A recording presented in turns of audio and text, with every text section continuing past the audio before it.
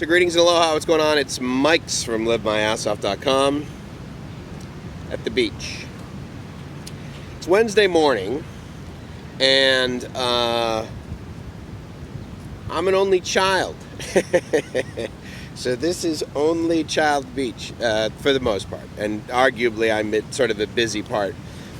But I'm basically here at the same spot, plus or minus. Gracie and I were a little bit further down that way. But I'm at a spot very close to where Gracie and I were on Sunday, and it's Wednesday, and we wanted to come down here anyway and see what it was like midweek, because a lot of the talk we've heard of Cha'am is that very sleepy city gets. That was interesting. That was just like a bug that just flew by the lens. It's a very sleepy city, but on the weekends the tides come down from Bangkok. That's sort of the discussion. I just wanted to check in, and I mentioned before in one of my videos that I'm settling in, and I'm definitely settling in. But I also wanted to do the whole like, hey, so why Thailand, right? And another part of that. And this is part 3. Why Thailand? The people, and specifically to this one scenario. So yesterday we went to immigration, a government office, and for sure everyone has their own individual experience. I will share with you my experience December 2019 at immigration in Phetchaburi, Cha'am. We got there about 9:15. The office opens at 8:30. There were 2 desks, and there were 1, 2, 3, 4 sort of other desks, let's just say, and then a few in the back. So everything, for the most part, is in Thai. There is some English for sure. Anyway, so you go up, and there's like a stand-up table. And there's instruction on how to do everything that a foreigner would need to do with examples of the forms in English.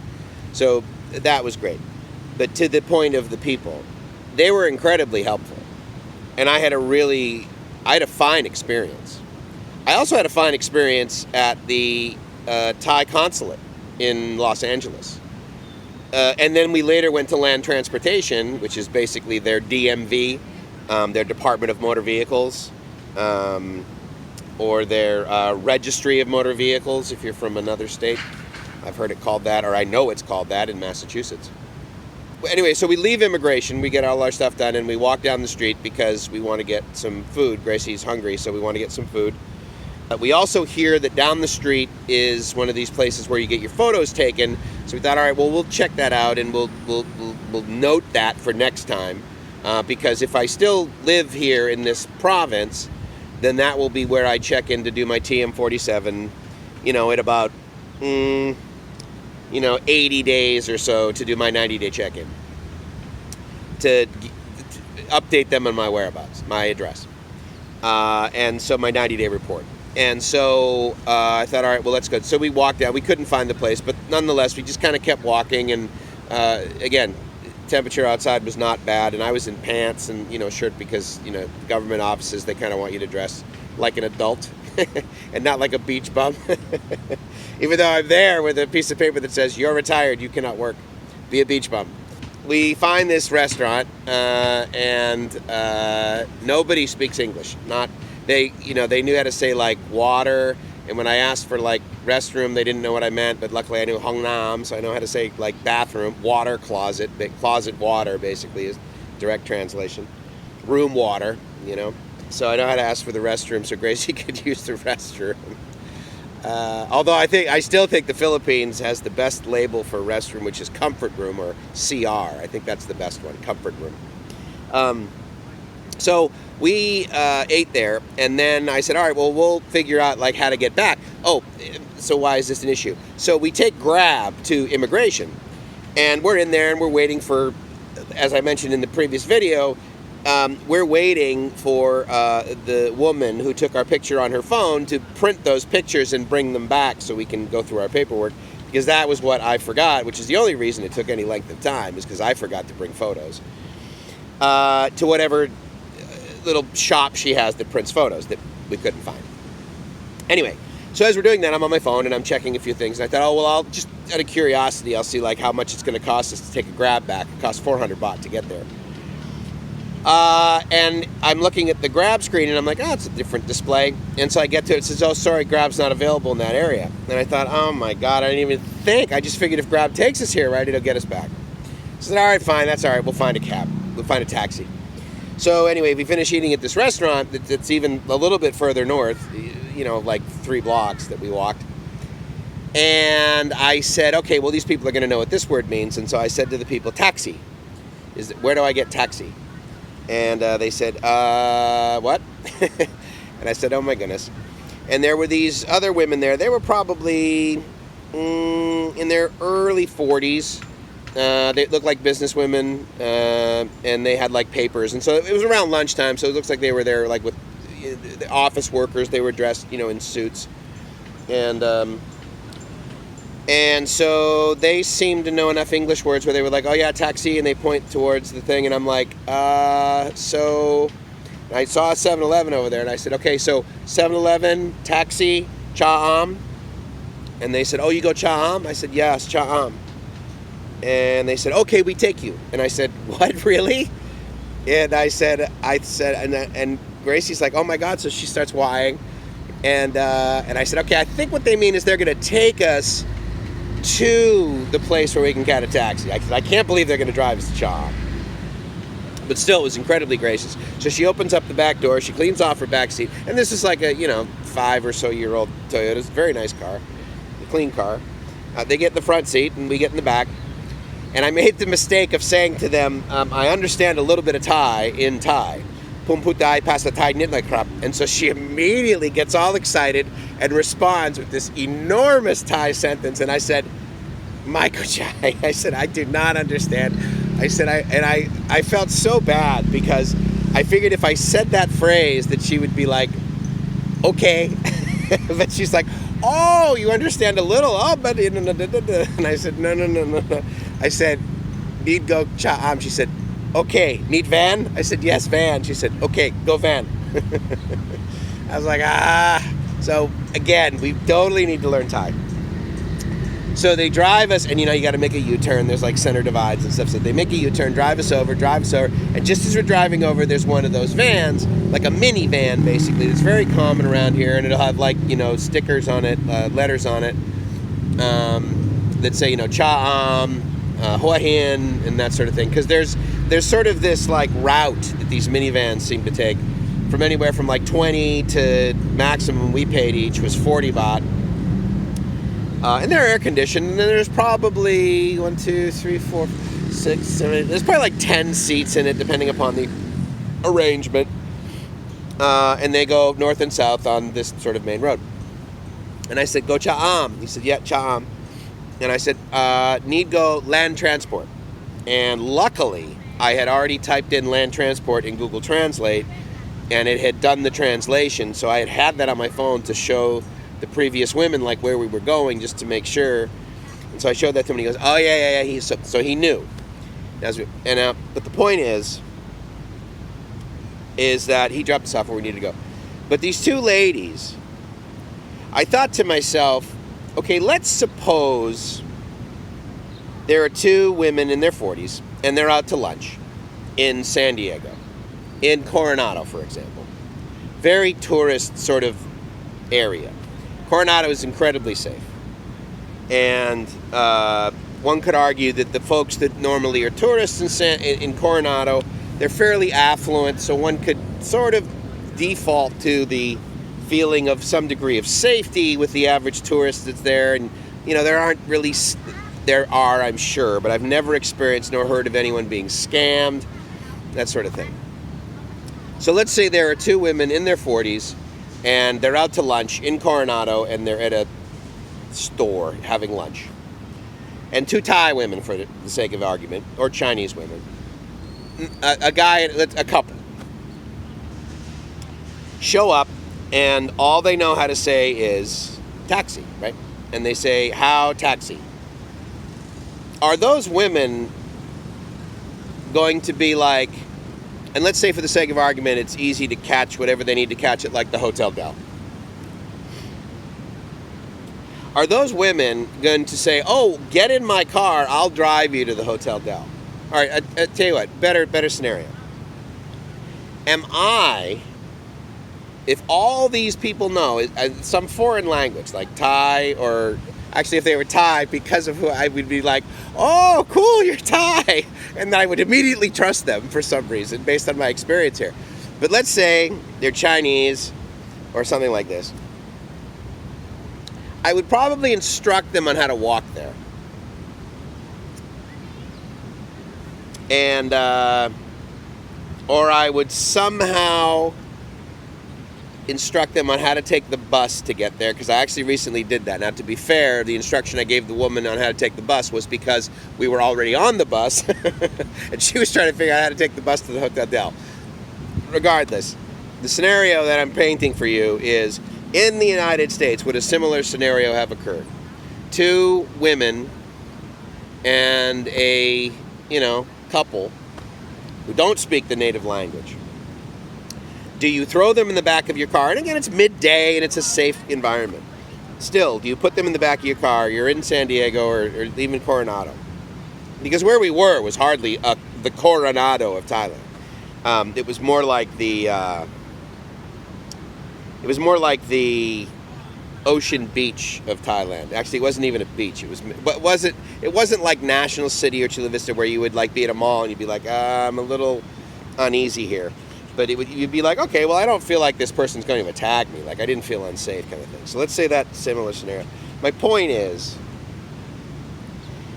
that, and luckily I had experienced one of those scenarios enough so that I knew not to offer them money, because that would have sort of been the default setting in the United States. Oh my God, thank you, here's $10, Give these women like 200 baht. They would have been like, dude, that's disgusting. Like, that's obnoxious. Don't give me money. This is Thailand.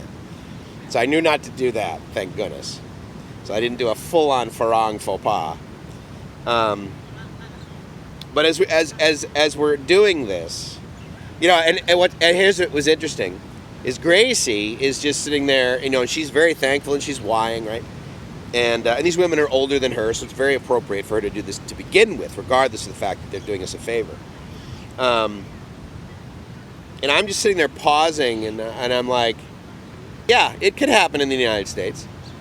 My level of appreciation for it here in Thailand is higher than, and it's one of those deals where I'm pausing as it's occurring, and I'm thinking to myself, boy, I like it here. And to the point, so I'm sitting here, and when Gracie and I came here, and again, it was a Sunday, for two of us to sit here was 40 baht each. I came up, there is effectively nobody here, right? It's a Wednesday. There's empty chairs for as far as the eye can see. So the woman who's sort of in charge, this is her sort of section. What the other two gentlemen referred to as I pulled up my motorbike was, wait for Big Boss. So Big Boss came over. And I said, okay, yeah, just me, how much? She said, 30 baht. I said, okay, how about 40 baht? I did that for a couple reasons. One, there's nobody else here, and it's $1.30. The secondly is that I know if I do that, then she will keep the people that walk up and down here from wanting to sell me things. She will keep us at least a mild amount of them away from trying to sell me things. But when I used like 5 Thai words, she, opened her eyes and she was ging mak, very skillful, right? And I'm like, absolutely not. But she clarified, she said, look, she didn't say it this way, but basically in broken English, she said, you're not from Thailand, so you're speaking Thai. That's very good. Very good. Thank you. Kapumaka. Kapumaka is what she said. And I was like, yeah, I can understand why they appreciate that. And I want to do that. I mean, I really want to go learn Thai. And so anyway, it's the people. That is definitely like gigantic bullet point. And yeah, I'm in kind of a tourist area here, but I'm not in the tourist areas that you hear videos refer to where, oh, Thailand's changed and all the girls want are money and all the people talk about is, you know, status and everyone's cold and they're just like, yeah, what do you want? You know, they're not friendly. They don't have the Thai smile. Dude, all you got to do is drive out of the big city or the big tourist areas where those people get jaded is a label that I hear applied to those people. Because yeah, they get lied to and they get screwed over, and the people are there for 1 to 4 weeks, and they're just throwing money at stuff, and there's a lot of lying that occurs because of the people that show up and the scenarios that occur. And I'm talking about areas like Pattaya and areas of Phuket and that sort of thing. But man, you go out into the villages, or come down here to Cha Am. How's that?